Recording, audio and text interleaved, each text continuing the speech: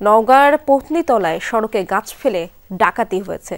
রাজশাহী থেকে ছেড়ে আসা সাপাহারগামী একটি যাত্রীবাহী বিআরটিসি বাস, মাইক্রোবাস সহ কয়েকটি যানবাহনে হয় ডাকাতি।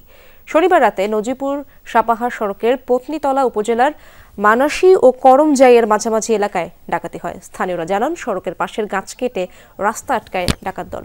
এতে দুপাশে বাস ও মাইক্রোবাস সহ বিভিন্ন যানবাহন আটকা পড়ে। এ সময় একদল মুখোশধারী বাসের দরজা জানালা দিয়ে ঢুকে যাত্রীদের জিম্মি করে। নগদ টাকা, মোবাইল ফোন, স্বর্ণালংকার ও অন্যান্য মালামাল লুট করে তারা। এছাড়া মাইক্রোবাস এবং আরও কয়েকটি যানবাহনেও অস্ত্রের মুখে ডাকাতি চালায় দস্যু দল। দর্শক, এই বিষয়ে আরো খবর জানবো আমার সহকর্মী শফিক ছোটনের কাছ থেকে। শফিক, ডাকাতির ঘটনায় মামলা বা কেউ আটক করা হয়েছে কিনা, সেখানকার এই পরিস্থিতি কিভাবে এরকম ঘটলো এবং আইন শৃঙ্খলা বাহিনীর তৎপরতা চোখে পড়েছে কিনা?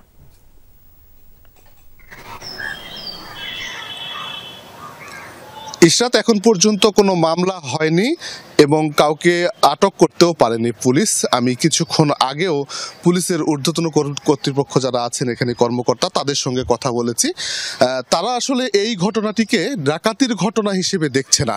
পুলিশ বলছে এটি ছিনতাইয়ের ঘটনা এবং এই ধরনের ঘটনা মানসী এলাকায় এবং নওগাঁর যে সড়কগুলো আছে প্রায় 15 থেকে 20টি স্পটে এই ধরনের ঘটনা ইতিপূর্বেও অনেকবার ঘটেছে। পুলিশের কাছে এরকম তথ্য রয়েছে, কিন্তু পুলিশ এটিকে ডাকাতি হিসেবে দেখছে না।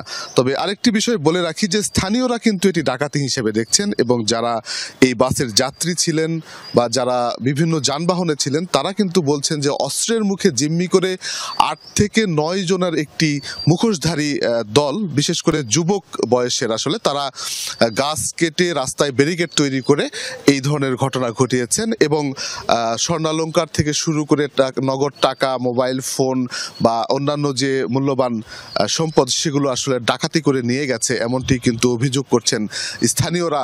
এবং যারা যাত্রী ছিলেন বা বাসের যারা হেল্পার বা ড্রাইভার ছিলেন তারাও কিন্তু এই ধরনের ঘটনা ঘটেছে। তবে পুলিশ বলছে যে বাসের ড্রাইভার হেল্পারদের সঙ্গে তারা কথা বলছেন এবং সেই তথ্য অনুযায়ী বেশ কিছুক্ষণ আগেই আসলে অভিযান শুরু করেছেন তারা।